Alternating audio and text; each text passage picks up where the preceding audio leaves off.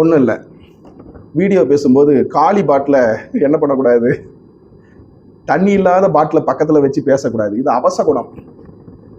முழு தண்ணியோட உள்ள பாட்டில் என்ன பண்ணணும், பக்கத்தில் வச்சு பேசணும். அப்போ தான் வீடியோ நல்ல வியூஸ் போகும். அந்த மாதிரி ஒரு சின்ன ரிக்வெஸ்ட்டு, இந்த ஜாதி வெறி பிடித்தவர்கள் வராதிங்க. நான் அந்த ஜாதியில் இருக்கேன், இந்த ஜாதிக்கு கட்சி தலைவர் நான் இல்லை, வேண்டாம்.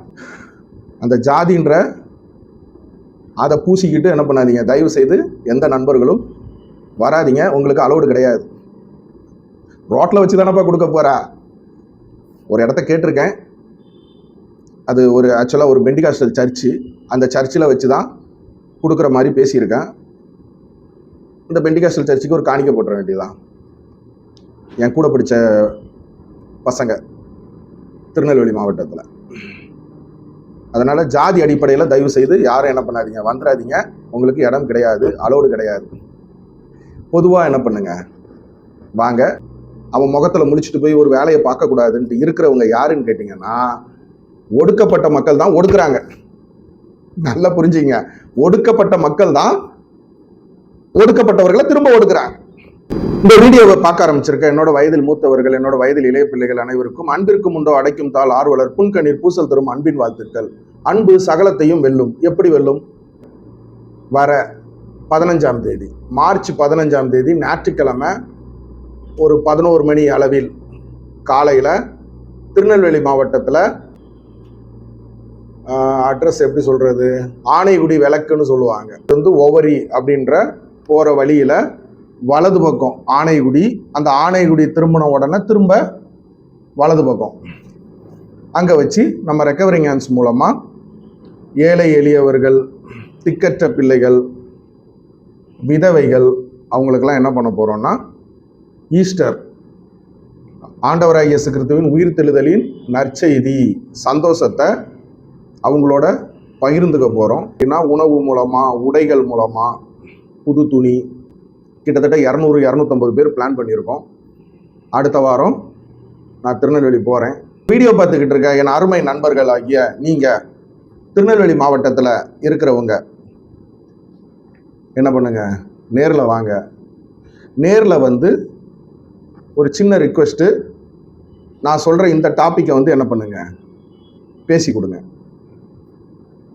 வயதான ஐயாமார்கள், அம்மாமார்கள், தகப்பன்மார்கள், தாய்மார்கள், வாலிப பிள்ளைகள், யாருனாலும் உங்ககிட்ட மைக்கு கொடுத்துட்றேன். நீங்கள் என்ன பண்ணுங்கள், அந்த கிராமத்து மக்களுக்கு என்ன டாபிக் அப்படின்னா, அன்பு சகலத்தையும் வெல்லும். எப்படி வெல்லும்? யாத்திராகமம் 22ஆம் அதிகாரம் 22ஆம் வசனம். விதவையையும் திக்கற்ற பிள்ளைகளையும் ஒடுக்காமல் இருப்பீர்களாக.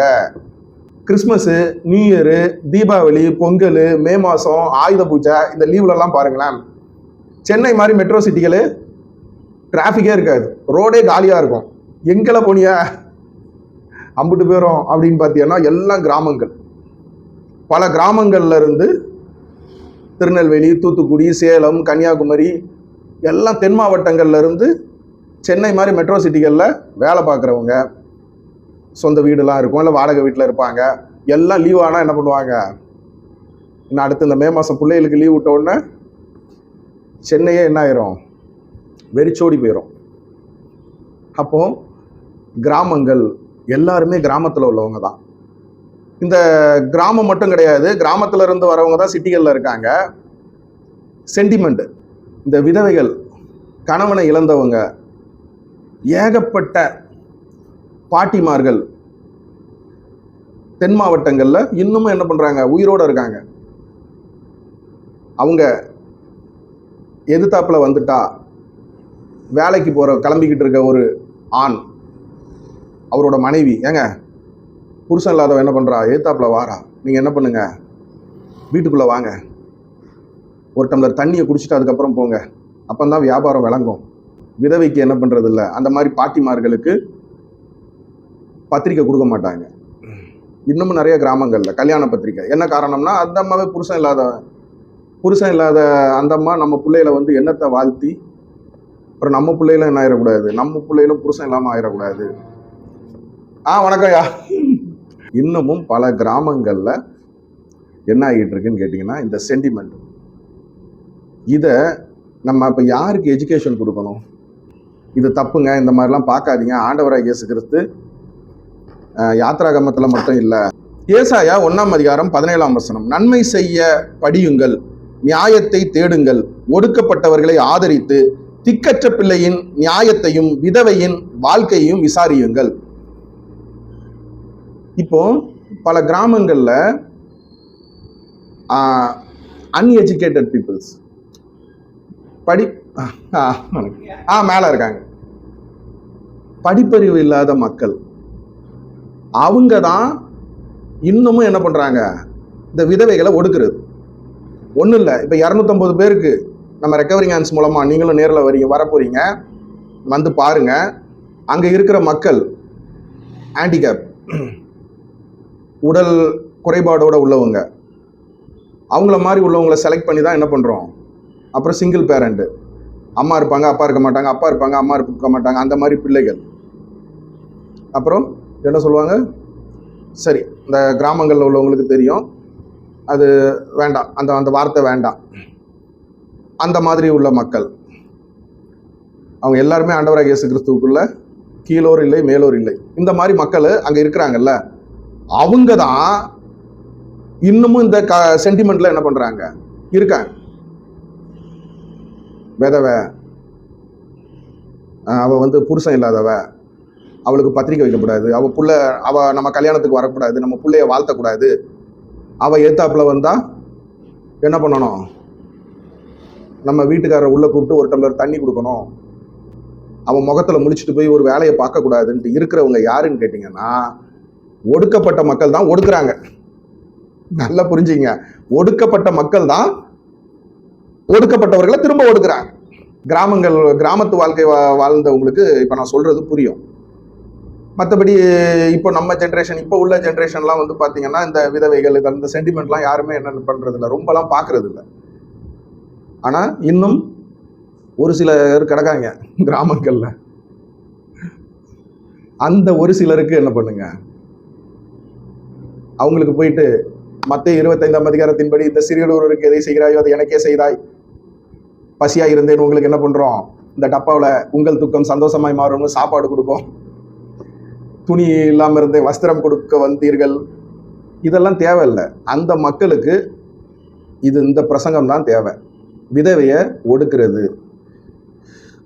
ஒடுக்கப்பட்டவர்களாகிய நீங்க என்ன பண்ணாதீங்க, இன்னொரு குரூப்பை ஒடுக்காதீங்க. இதை நீங்க எப்படி பேசணுமோ, இப்ப நான் இப்படி பேசியிருக்கேன், நீங்க இந்த வீடியோ பார்த்துக்கிட்டு இருக்க திருநெல்வேலியில நேரில் வரக்கூடிய ஐயாமார்கள், அம்மாமார்கள், அண்ணன்மார்கள், தம்பிமார்கள், நீங்க என்ன பண்ணுங்க, உங்க ஸ்டைல்ல உங்களுக்கு ஆண்டவராகிய இயேசு கிறிஸ்து கொடுத்த பலத்தோட பேசுங்க.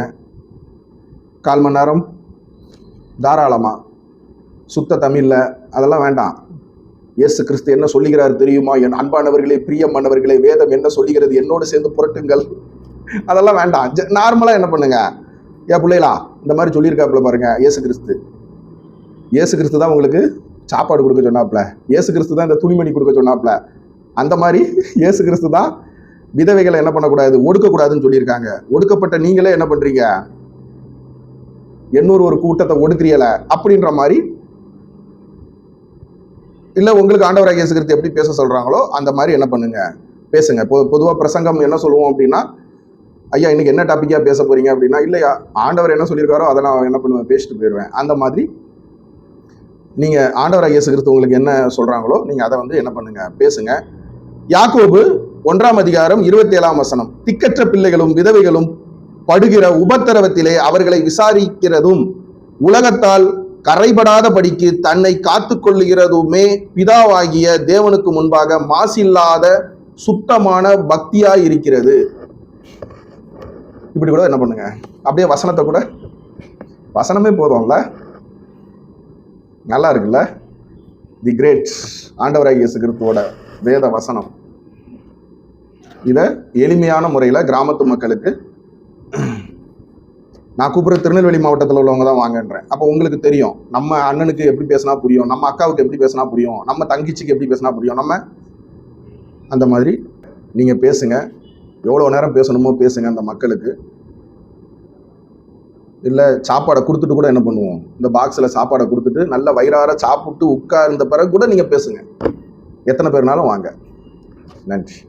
ஐயாவை பற்றி என்ன சொல்லணும்னா, இதே மாவட்டத்தில் வேற இடத்துல வச்சு ஏற்கனவே ஒரு தடவை அரிசி பருப்பெல்லாம் கொடுக்க வந்தோம். இந்த மாதிரி உடல் ஊனமுற்றவங்க, கணவனை இழந்தவங்க, அவங்களுக்கு கொடுக்க வரும்போது ஐயா வந்து பார்த்தீங்கன்னா 25 கிலோ அரிசி ஒத்தாளா தூக்கி என்ன பண்ணிட்டாப்ல, அவருக்கு கொடுத்தது என்னமோ கம்மி தான், அவர் உங்களை மாதிரி உள்ளவங்களுக்கு கொடுக்கறதுக்கு ஐயா ஒத்தாளா தூக்கி தோல்ல வச்சு நடந்துட்டாப்ல. நான் கூட ஐயா இதெல்லாம் நீங்க எப்படியா தூக்குவீங்களா அப்படின்னு கேட்டோம். எனக்கே இதுவா டவுட்டா இருந்துச்சு. இப்ப வரும்போது கூட ஐயா வந்து என்ன பண்றாங்கன்னா, நான் தூக்குறேன், அந்த தம்பிமார்கள் கிட்ட கேட்டு பாருங்க, தூக்க விட மாட்டேங்க, நான் தூக்குறேன், என்கிட்ட கொடுன்ட்டு. ஆமா, அந்த மாதிரி ஐயா வந்து உங்களுக்காக என்ன பண்றாங்க அம்மாவுக்கும். அதனால இனிமே உங்களுக்கு கொடுக்குற ட்ரெஸ் எல்லாமே ஐயா கையால கொடுப்பாங்க. கண்ணன் ஐயா வாங்க ஐயா, அதை கொடுத்துட்டு வாங்க அம்மாட்ட. கரும்பு அப்படி செட்டா ஒருத்தரை கொடுத்து அனுப்பிடுறாங்க. ஐயா நீங்க கொடுக்குற எல்லாருக்கிட்டையும் உங்கள் துக்கம் சந்தோஷமாய் மாறும்னு சொல்லி கொடுங்க. சொல்லுங்க, அண்ணங்கிட்ட சொல்லுங்க. உங்கள் துக்கம் சந்தோஷமாய் மாறும்.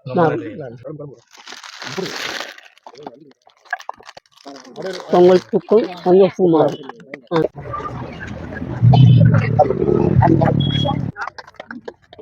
நம்ம ரெக்கவரி கேன்ஸ்க்கு தொடர்ந்து சப்போர்ட் பண்ணிட்டு இருக்க நண்பர்களுக்கு ரொம்ப நன்றி. மக்கள் நல்வாழ்வு தந்திடவே சேவை செய்ய மக்கள் நல்வாழ்வு கண்டிடவே சேவை செய்வது நம் கடமை.